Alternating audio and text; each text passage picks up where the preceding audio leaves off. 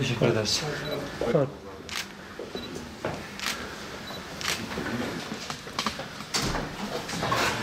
Başkanım. Efendim bir hediye takdim olacak.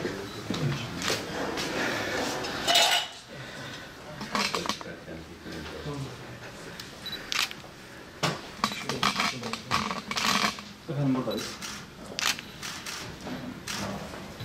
Teşekkür ederiz. Efendim. Çok teşekkürler.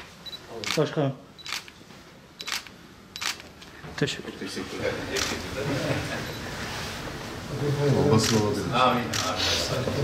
Kendi zikrettiğimiz gibi kendi dar mahallelerinden çıkarak herkese konuşur hale gelmesidir. Şu anda çok sayıda parti var. Ancak iki trend göze çarpıyor. Bir, dışlayıcı tavır sergileyenler ve sadece belli partilerle görüşmeyi tercih edenler. İkincisi ise Türkiye'de meşru siyaset yapan herkesle görüşme kapısını açık tutanlar ve o meşru siyaset içinde siyasi diyaloğa ağırlık verenler. Bugün Hüdapar'ında, Gelecek Partisi'nde bu ziyaretten birbirimizle istişareden çıkardığımız en önemli temel ilkesel boyut bu ziyaretin herkesin herkesle konuşması gerektiğidir. Sayın Genel Başkan bu çerçeveden hareketle partimiz ziyaretlerinde hem hayırlı olsun demişler hem de bundan sonraki İnşallah çok farklı zeminlerde sürecek istişarelerimizin zeminini de hazırlamışlardır. Artık siyasetimizin doğru bir zemine oturması lazım. Farklı düşünceler olmamış olsa farklı siyasetler olmazdı. Farklı insan tabiatı ve insan ihtiyacı olmasa da farklı siyasi yaklaşımlar, partiler olmazdı. Siyasi partilerin olması, yaşaması, süre gitmesi demokrasilerin ve insan doğasının bir gereğidir. Önemli olan bu partiler arasındaki ilişkileri nasıl tanzim edeceksiniz? Hangi ilkeler etrafında? Biz bugün görüşmemizde, arkadaşlarımızla yaptığımız görüşmede şu hususlarda mutabık kaldık. Birincisi şiddeti teşvik etmeyen, şiddete prim vermeyen ve siyaseti meşru zeminde yapan herkesle görüşebilmeli. İkincisi, Türkiye Cumhuriyeti vatandaşlarının bütün din, mezhep, etnik özellikleri, örf ve adetlerine herkesin saygı duyması ve bu temelde hiçbir ayrımcılığa, dışlayıcılığa zemin verilmemesi. Önümüzdeki kritik aşamalarda Türkiye'nin külli toplam menfaatin bütün 83 milyonun ortak geleceğinin tek tek grup, etnik, mezhebi gruplar ve çıkar gruplarının ötesinde önem taşıdı. Hani çok klasik ifadelerle söyleriz ya, aynı gemideyiz diye. Şu anda dünyada uluslararası düzende büyük çalkantılar var, büyük depremler yaşanıyor, büyük dalgalar, tsunami var aslında. Böyle bir tsunami'de bir ülkenin kendi gemisini içindeki bütün vatandaşlarla birlikte sağlam bir şekilde tutabilmesi, sağlam bir limana dayayabilmesi en öncelik ihtiyaçtır. Maalesef bugün iktidar bu siyasetin tam karşısında ve dışlayıcı bir üslupla her gün hemen hemen ortaya çıkan gerginliğe dayalı tartışmalarla 83 milyon ortak kaderinin yerine iktidarlarını koruma telaşı içinde bir tutum takınıyorlar. Onlara da buradan çağrımız. Küçük büyük demeyin, ne kadar oy aldı almadı demeyin.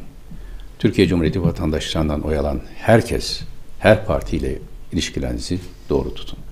Bu anlamda Sayın Genel Başkan'ın ziyaretleri bizim için hem samimi hem de nezakete dayalı bir güzel ziyaret örneğini teşkil etmiştir. Biz de büyük kongremize giderken özellikle kendileri de daha sonra sordular. Özellikle teşkilatlanmada eriştiğimiz durumu, büyük kongreye giderken partimizin önceliklerini paylaştım. Bu arada Hüdapar'ın da bu pazar İstanbul Kongresi var. Biz de kendilerine başarı diledik. İnşallah herkesin herkese saygı duyduğu, kimsenin gelecek kaygısı taşımadığı ve farklılıkların yapıcı çeşitlilik olarak görüldüğü bir siyasetin inşasında hep beraber el ele vereceğiz. Tekrar hoş geldiniz diyorum. Bütün parti mensuplarınıza da selamlarımızı iletmenizi rica ediyorum. Sayın Genel Başkan da belirttiği gibi biz kuruluşundan dolayı tebrik etmek, çalışmalarında başarı dilemek için bir ziyarette bulunduk. Belki siyaset anlayışıyla ilgili bizim yıllardır dile getirdiğimiz bir husus var. Maalesef Türkiye'de siyasi partiler birbirlerine düşmanmış gibi, birbirlerine rakipmiş gibi bir anlayışla siyaset dilini oluşturmaktadırlar. Az önce biz yukarıda bunu tafsilatıyla konuştuk. Bu dilin mutlaka değişmesi lazım. Siyasi partiler programlarda dile getirdikleri gibi ülkeyi yönetme, ülkeye hizmet etme amacıyla kurulmuş olan partilerdir. O nedenle bu partiler düşman olamazlar. Birbirlerine rakip de olamazlar. Sandık ortaya konduğunda evet yarışacağız, rekabet edeceğiz, muhalefet edeceğiz. Birbirlerimizin eksikliklerini ve yanlışlıklarını dile getireceğiz.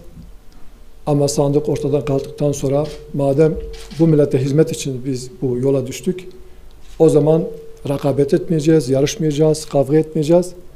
Biz yardımlaşacağız. Ülkenin sorunları büyük.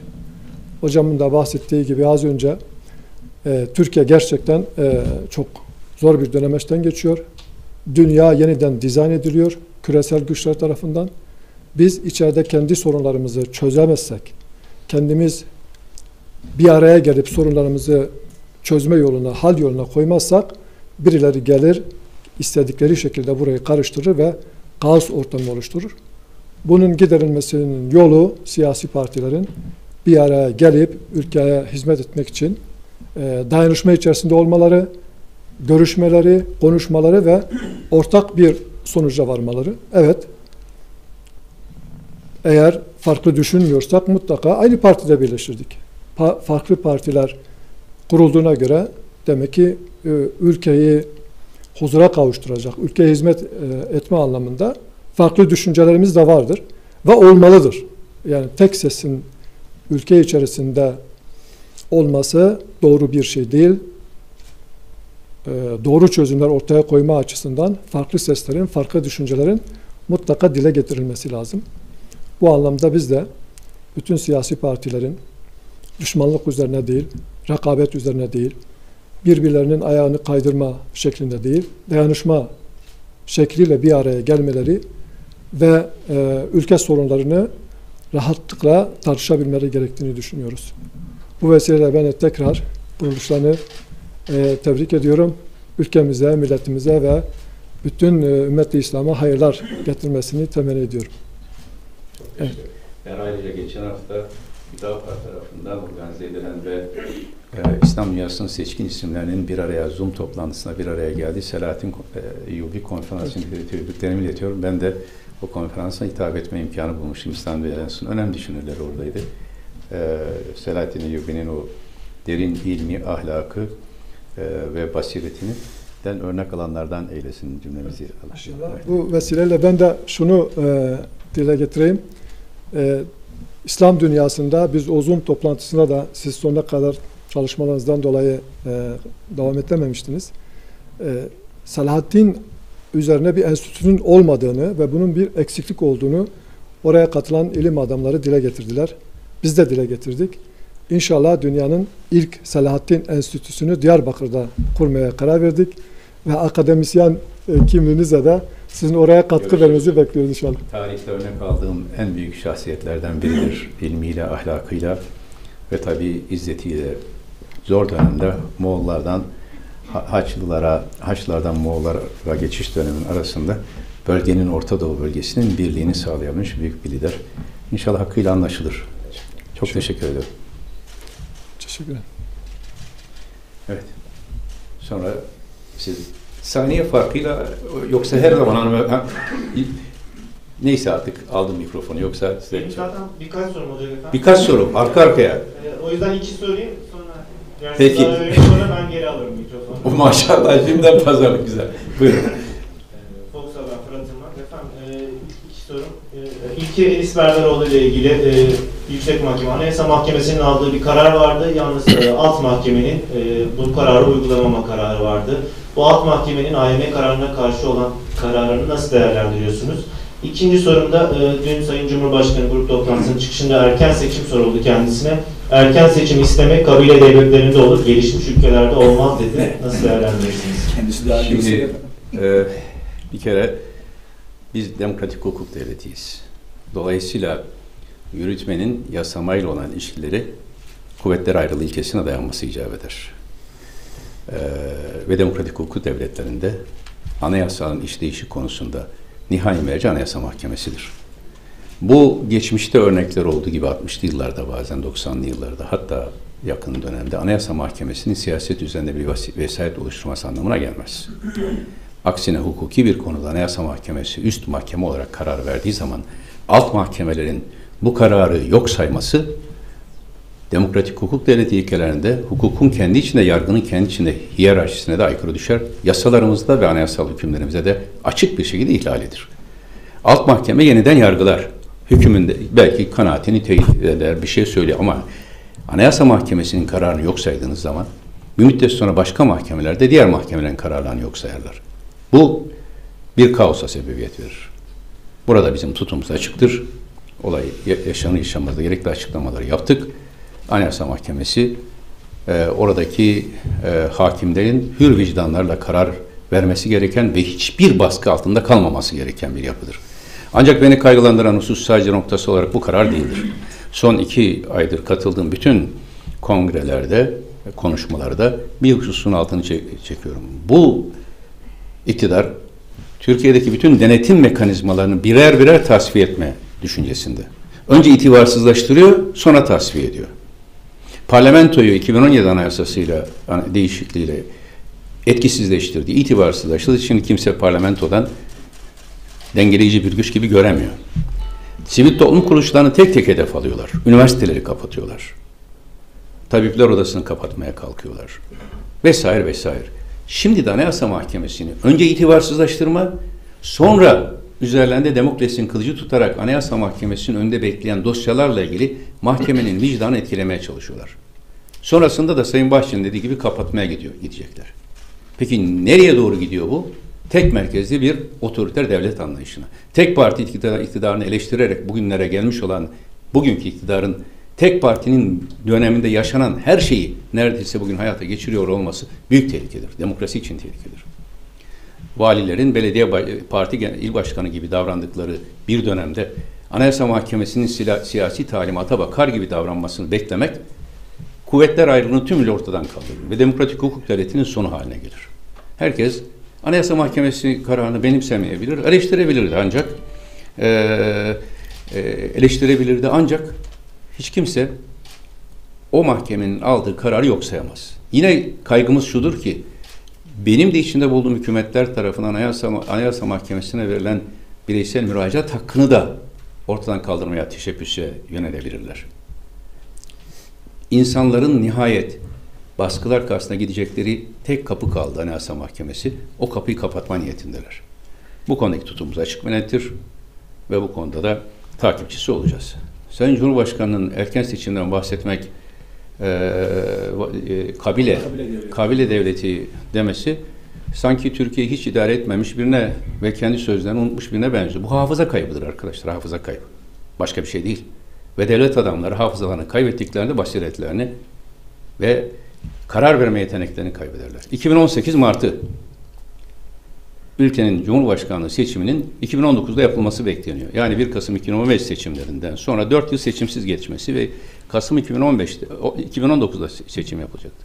Mart ayında arka arkaya bakın arşivleri açın. Sayın Cumhurbaşkanı, Sayın Bahçeli erken seçimden bahsetmek vatana ihanettir diyordu. Yani düşünün vatana ihanet şimdi kabile anlayışı. Ancak 2018 Mayıs'ında erken seçime gidildi, karar alındı. 2018 Haziran'da da 24 Haziran'da da erken seçime gidildi. Şimdi vatana kim ihanet etmiş oldu? Eğer kabileci anlayışıysa 2018'de bu kararı aldıklarında da kabile anlayışını Türkiye Cumhuriyeti Devleti'ne musallat etmişler demektir. Ama Sayın Erdoğan maalesef son dönemde günlük yaşıyor. Bakın yıllık da demiyorum, aylık da demiyorum, haftalık da demiyorum, günlük yaşıyor. Hatta saatlik, sabah söylediğini akşama reddedebiliyor. Sayın Bahçeli ile karşılıklı olarak birbirlerine yaptıkları ithamdan sonra bugün geldikleri nokta zaten hafıza kaybının bir neticesi. Herkes herkesle görüşür, fikir beyan eder. Ama işte ben buradan söylüyorum. Eğer bir iktidar milletin dar gelirinin ihtiyaçlarını karşılamıyorsa, eğer bir iktidar kendisinden başka her siyasi düşünceyi ihanet olarak görüyorsa, eğer bir iktidar temel insan hak ve hürriyetleri konusunda ciddi zaaflar yaşıyorsa, yoksulluklara, yolsuzluklara ve yasaklara karşı hiçbir tavır alamıyorsa, erken seçim her gün Türkiye'nin gündeminde olacaktır. Türkiye'nin erken seçiminin Türkiye'nin gündeminden kalkmasını istiyorlarsa ülkeyi doğru dürüst yönetsinler. Doğru dürüst yönetsinler. İnsanların hak ve özgürlüklerine saygı göstersinler. Yasaklarla insanların hayatını karartmasınlar. Her gün bir yolsuzluk haberiyle milletin sisteme, devlete, hükümete güvenini sarsmasınlar. Yoksulluğu bu derece yaygınlaştırarak Türkiye'yi dünyanın en düşük asgari ücret ödeyen ülkeleri bir haline getirdikten sonra erken seçim ve kabilecilik demek gözünü kapatmak, hafızayı kaybetmek demektir. Erken seçim istemiyorlarsa ülkeyi düzgün yönetsinler. Ülkeyi düzgün yönetmedikleri her gün biz onlara sabah, öğle, akşam erken seçimi hatırlatacağız. Her gün ve her saat hatırlatacağız. Onlar hafıza kaybına uğrayabilirler. Ayrıca bir şunu da söyleyeyim. Sayın Erdoğan 2018'de erken seçim yok dedi. Vatana ihanettir dedi. Bir sabah kalktık Sayın Bahçeli erken seçim zarurettir dedi. Erdoğan Sayın Bahçeli'nin arkasına takıldı, erken seçime gitti. Dolayısıyla bugün de herkes Sayın Erdoğan'ın dediklerinden daha çok bakalım Sayın Bahçeli ne diyecek diyor. O da 2023 seçimlerini işaret etti. Aynen 2001'de seçim olmayacak, 2018'de seçim olmayacak deyip seçime götürdüğü gibi ülkeyi Bahçeli. Şimdi de ülke bu dar boğazdayken erken seçimi gündemden düşüremezler. Özetle Anayasa Mahkemesi'nin kararlarına saygı gösterilmeli ve alt mahkemeler özellikle kararına saygı göstermeli ve erken seçim konusu da siyasi bir tartışmadır. Kabilecilik ise daha önce Sayın Erdoğan'da, Sayın Bahçeli'de bu kabileciliği çok iyi yaptılar. Kendi çıkarlarına uygun olduğu zaman kabilecilik, vatana ihanet bu kavramları istedikleri kullanıyorlar. Hep beraber demokratik hukuk devletinde özgürlükçü bir anlayışı savunmamız icap eder. Tabii aynı soru Sayın Genel Başkan'a da sorulduğu evet. Buyurun. Devletler esas üzerine teşkil ederler. Yasama, yürütme ve yargı. Bunların birbirleriyle ilişkileri ve birbirleriyle irtibatları anayasa tarafından belirlenmiştir. Aynı şekilde yine usul kanunları bunları çok net bir şekilde ortaya koymuş. Anayasa Mahkemesi'nin verdiği bir kararı yerel mahkemenin ben kabul etmiyorum demesi usula aykırıdır. Ben bir hukukçu kimliğimle dile getiriyorum. Yapılması gereken şey usule uymaktır. Anayasa Mahkemesi'nin kararını esastan incelemektir.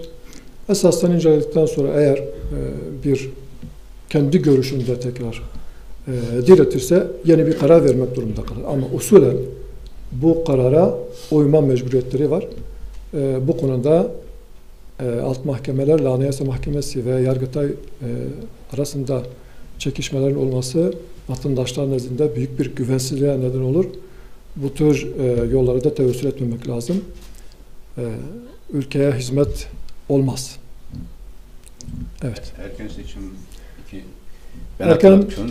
doğrusu erken seçimle ilgili konuşmak gerekirse Türkiye'de neticede bir meclis çoğunluğu var ve bir başkanlık sisteminde yaşıyoruz. Erken seçime karar verecek mekanizma ya başkanın kendisi olur ya da meclis olur. Şu anda bildiğimiz gibi ikili bir koalisyon var. Bunların birbirlerinden ayrılması lazım seçime gitmek için. Bu nedenle biz bu şartlarda beraber oldukları sürece bir erken seçimin olmayacağını zaten mantıken görüyoruz. Ama erken seçim bazen ülkenin menfaati gereği olması gereken bir çıkış yolu olarak da önümüze gelebilir. Yani erken seçim istemek çok hukuka aykırı, hukuk ülkesine aykırı bir durum değildir. O açıdan ben dile getirebilir. Muhalefet her zaman bu erken seçimi dile getirebilir. Ama neticede bir gerçekliğimiz var. Bu gerçekliği de görmek lazım. Yani mecliste ve mecliste çoğunluğu elde etmek lazım. Erken seçime gitmek için bir de başkanın erken seçim kararı alması lazım. Bugünkü haliyle çoğunluk kimdeyse kararı verecek mekanizma odur. İttifak gündeme geldi mi? Şimdi bu sefer de isterseniz önce siz buyurun Müsait Bey. Evet, biz başlangıçta ikimiz de dile getirdik. Bu bir nezaket ziyaretiydi ve yeni kurulan bir partiye hayırlı olsun ziyaretiydi. Bu konuda ittifak gündeme gelmedi. Seçim ittifakı anlamında bir ittifak evet gündeme gelmedi ve biz ittifakların da seçime yönelik olduğunu dile getiriyoruz. Her parti kendi kimliğiyle, kendi siyasi anlayışıyla politika yapacak ama seçimlerde uygun gördüğü partilerle bir şekilde ittifaka gidebilir. Bizim düşüncemiz bu ama bugün itibariyle seçim gündeme gelmeden bir ittifakın konuşulmasının da çok doğru olmadığını düşünüyoruz. Bugün evet şu anda seçim tarihi yok, seçim gündemde yok. Konuşulacak şey ülkeye hizmet etmek için, ülke sorularını çözmek için neler yapılabilir diye konuşmaktır. Biz de belki bir nezaket ziyareti, bir hayırlı olsun ziyareti ama gündemdeki konularla ilgili bu tür ülke meselelerini de konuştuk. Evet. Sayın Genel Başkan da ifade ettiği gibi ittifak konusu hiç gündeme gelmedi. Ancak üzerinde ittifak konusu gündeme gelmedi de üzerinde ittifak ettiğimiz ilkeler bütün diğer genel başkanların ziyaretinde olduğu gibi burada da gündeme geldi. Bunlar temel insan hak ve özgürlükleri, demokratik alanda son dönemde yaşanan ciddi eksiklikler, yanlışlar konusunda ortak tutum takınma, ülke birliği, beraberliği etrafında her türlü farklı düşünceye saygı göstermede dahil olmak üzere. Bundan sonra istişarelerimiz devam eder. Bazı hususlarda aynı görüşe sahibiz, birlikte savunuruz. Farklılaşırız, karşılıklı olarak görüşlerimizi paylaşırız. Ama ittifaklar Türk siyasetinin doğasını bozdu.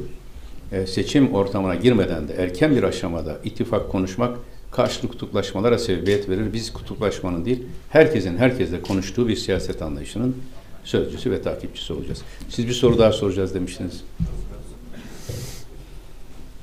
Efendim ilki Türk Tabipleri Birliği ile ilgili yeniden bir tartışma alevlendi. Sayın Cumhurbaşkanı'nın dün sert sözlerle eleştirileri olmuştu ve konuşması içerisinde Türk Tabipleri Birliği ile ilgili Çoklu Tabipler Birliği düzenlemesini dile getirdi Sayın Cumhurbaşkanı. Bunu nasıl değerlendirirsiniz? İkincisi de ekonomiyle ilgili efendim. Meclise getirilen bir düzenleme var ve bu düzenlemeyle iktidar borçlanma etkisini 2 katına çıkarmak istiyor.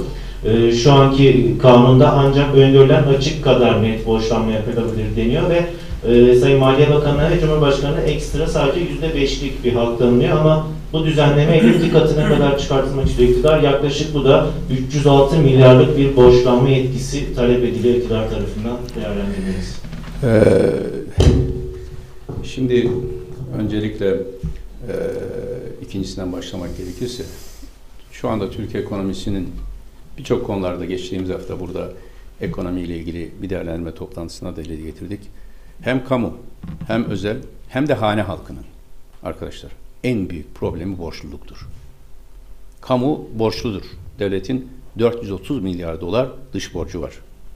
154 milyar dolar kamu özel işbirliğinden hazine garantisi olarak ödemesi gereken borç var. 45 milyar dolar Merkez Bankası döviz açığı var. Bu kamunun borcu. Özel sektör hem içeride hem dışarıda bankalara ciddi şekilde borçlu. Şimdi son dönemde kredi musluklarını açarak sanki halka iyilik yaptığı düşüncesiyle bir pansuman tedbiri gibi özellikle pandemi döneminde kredi musluklarını açarak halkı daha da borçlandırdılar. Bu bütün geçmişte bazı ülkelerde de görülen, Çin'de 2012'de görülmüş olduğu şekilde müthiş bir kredi batağını, kredi krizini beraberinde getirir. Bu son derece yanlış bir yol.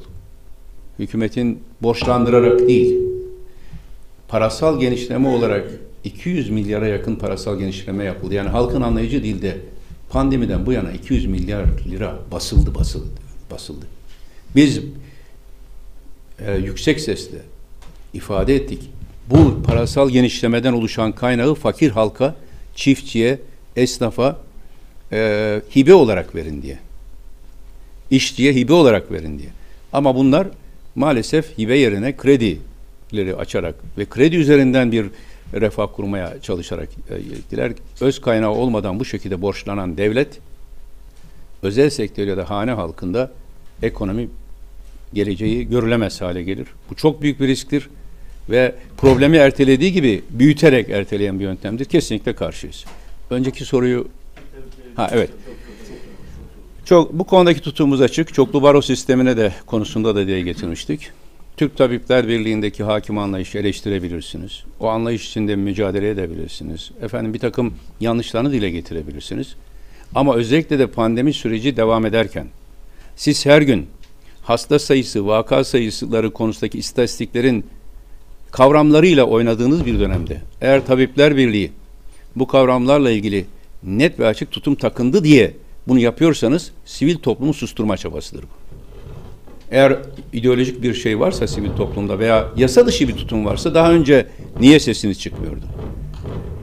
Sivil toplumu sınırlayan tek şeyin yasalar olması lazım. Yasa dışında sivil toplumun vicdanı özgür bir şekilde karar vermesi iktiza eder. Ayrıca sağlık çalışanlarının meselelerini hep gündemde tutuyoruz. Gelecek Partisi olarak hep dile getirdik. Tabipler Odası sağlık çalışanlarının hakkını korumak durumunda. Siyasi görüşleri, ideolojik görüşleri ne olursa olsun. Tabipler Odası'nın sağlık çalışanlarının durumu ve salgın konusundaki istatistiklerin güvenilirliği ve politikaları konusunda her şeyi söyleme hakkı vardır. Onlara dönük her eylem bu anlamda sivil toplumu susturma çabasıdır. Sonrasında o ideolojik şekilde eğer yanlış bir yerde kullanılıyorsa da hukuk yolu açıktır. Her kesimle ilgili, derneklerle ilgili, kurullar, odalarla ilgili. Burada yine aynı Anayasa Mahkemesi gibi bütün yargı organlarını susturmak, sonra sivil toplumu susturmak, en sonunda Türkiye'yi demokrasiden gittikçe uzaklaşan bir ülke haline getirmek. Dolayısıyla bizim bu konudaki tavrımız açıktır. Sivil toplum vicdanıyla konuşmalı, hiçbir baskı altına da alınmamalı. Sayın Genel Başkan bu konuda belki. Evet. Bizde odalar ve birliklerle ilgili olarak daha önce de açıklamalarımız oldu. Odalar ve birlikler meslek kuruluşlarıdır. Bunlar siyasi partiler gibi siyasetin içerisinde siyaseti dizayn etme aracına dönüşmemeli, ideolojik davranmamalılar. Biz geçmişte gördük. Hükümet yıkmaya çalışan odalar, birlikler o şekilde siyaset yapmaya çalışan odalar ve birlikler de oldu. Bunun olmaması gerektiğini ve odalar ve birliklerin meslek kuruluşları olarak kendi meslektaşlarının haklarını korumak, geliştirmek üzere projeler geliştirme yönelik belki hükümete rehberlik edecek kurumlar olması gerektiğini düşünüyoruz. Ama bu odaların geçmişte ideolojik davrandı diye bunların esasını değiştirecek, yapısını değiştirecek ve hizmet alanını belki boşa çıkartacak düzenlemelerin yapılmasını da çok doğru bilmiyoruz. Yani o da madem meslek kuruluşlarıdır tek elden yönetilmesi ama eğer yönetiminde, işleyişinde bir sıkıntı varsa bunların düzenlenmesi gerektiğini düşünüyoruz. Peki. Lütfen kusura bakmayın. Ekonomiyle alakalı olarak belki sizinle Ankara'da ilk kez karşılaşıyoruz. Ekonomiyle ilgili düşüncelerimiz biraz uzun. Yani bunu programımızda anlatmaya kalkışırsak sanki biraz bu gündemden çıkmış olacağız ama şunu söylemek istiyorum. Özellikle bu pandemi döneminde on binlerce insan işten çıkarma yasağıyla küçük bir destekle aslında işsiz durumdalar. Şu anda çalışmıyorlar ama çalışıyorlarmış gibi bir izlenim var ekonominin içerisinde. Bu büyük bir sıkıntı. Ekonomi gerçekten sıkıntı içerisinde Türkiye'nin. Bunun yolu bankaların verdiği kredilerle veya devletin borçlanmasıyla değil, belki üretime ve istihdama yönelik projeler ortaya koymak şeklinde olabilir. Dikkat ediyoruz. Bu özellikle 7-8 aylık dönem içerisinde esnaf kepenk indiriyor. Yoğun bir işsizlik var ama bankaların gelirleri artıyor.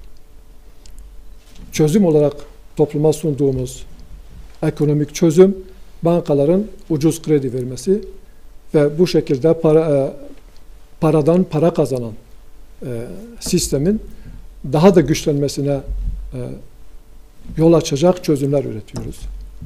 Bunun doğru olmadığını ısrarla dile getiriyoruz. Üretime ve istihdama dayalı yeni çözümler ortaya konması lazım. Evet. Burada belki ekonomi borçlanmayla ilgili iki şeye de dikkatini çekmek isterim. Birisi, bir hükümet eğer borçlanma ihtiyacı hissediyorsa öz kaynaklarını ciddi şekilde tükettiği anlamı taşır. Bu unutulmasın. Yani normalde kendi kullanabilecek kaynağı olan biri ayrıca ekstra borçlanma ihtiyaç hissetmez. Demek ki kaynakları tükettiler. İkincisi de genellikle ekonomide darboğaza giren ve iktidarını kaybetme kaygısı duyan hükümetler, iktidarlar borçlanmıştır geçmişte. Çünkü o borcu alırlar, kullanırlar. Sonraki dönemde başka bir iktidara o borcu yüklerler. Uzun dönem iktidarda kalmayı düşünen ve hesap eden hükümetler, iktidarlar hiçbir zaman borçlanmayı düşünmez. Çünkü borcu da o ödeyecek. Ama kısa bir süre sonra veya yakın zamanda iktidardan gideceğini düşünenlerin kullandığı en etkili araçlardan biri borçlanmadır. Dolayısıyla bu iki işarete de dikkat etmek lazım. Peki, var mı başka soru? Çok teşekkürler.